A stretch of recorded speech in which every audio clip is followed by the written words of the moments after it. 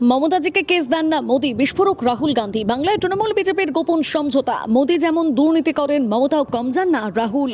পশ্চিমবঙ্গে বিধানসভা নির্বাচন ঘিরে রাজনৈতিক উত্তাপ ক্রমে বাড়ছে। এই আবহে বিস্ফোরক মন্তব্য করলেন কংগ্রেস নেতা রাহুল গান্ধী। তার দাবি, রাজ্যে মমতা বন্দ্যোপাধ্যায়, তৃণমূল কংগ্রেস এবং নরেন্দ্র মোদীর নেতৃত্বাধীন বিজেপি দুই দলই আসলে একই মুদ্রার এপিঠ ওপিঠ।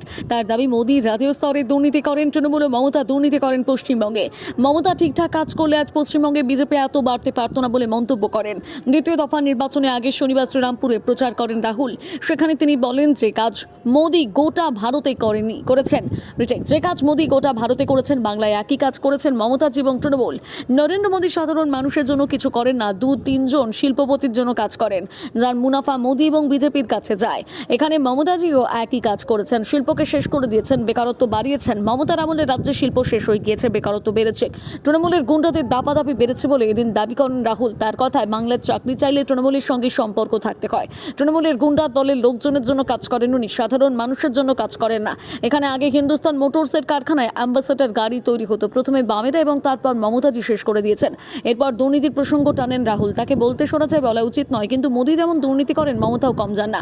তৃণমূল সারদা চিটফান্ড করেছে, রোজভ্যালি করেছে, সারদায় 19,000 কোটি টাকা চুরি করেছে, রোজভ্যালি চুরি করেছে 6,600 কোটি টাকা, কয়লা পাচার, গুন্ডা ট্যাক্স চেপেছে গোটা বাংলার ওপর। নরেন্দ্র মোদী যেভাবে গোটা দেশে হিংসা ছড়ান, তৃণমূলের গুন্ডারা সেটা এখানে করেন। আমাদের লোকজনকে ধরে মারে, কংগ্রেসের বিরুদ্ধে হিংসা ছড়ায়। নির্বাচনী জনসভা থেকে রাহুল গান্ধী অভিযোগ করেন, রাজ্যে তৃণমূল এবং বিজেপির মধ্যে গোপন সমঝোতা রয়েছে। তার বক্তব্য, এই দুই দল প্রকাশ্যে একে অপরের বিরুদ্ধে লড়াইয়ের কথা বললেও বাস্তবে সাধারণ মানুষের স্বার্থ রক্ষার কেউই আন্তরিক নয়।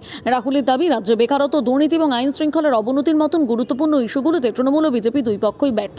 তিনি বলেন, বাংলার মানুষকে বিভ্রান্ত করা হচ্ছে, অথচ প্রকৃত পরিবর্তন আসছে না।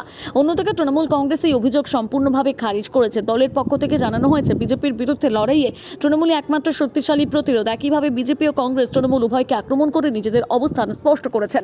রাজনৈতিক বিশ্লেষকদের মতে, ভোটের আগে এ ধরনের মন্তব্যে রাজনৈতিক মেরুকরণ আরও বাড়তে পারে, বিশেষ করে শেষ দফায় নির্বাচনের আগে। এই বাকযুদ্ধ ভোটের ফলাফলে প্রভাব ফেলতে পারে বলে মনে করা হচ্ছে। সব মিলিয়ে পশ্চিমবঙ্গের নির্বাচন যত এগোচ্ছে, ততই চড়ছে রাজনৈতিক পারদ। এখন দেখার ভোটের ময়দানে শেষ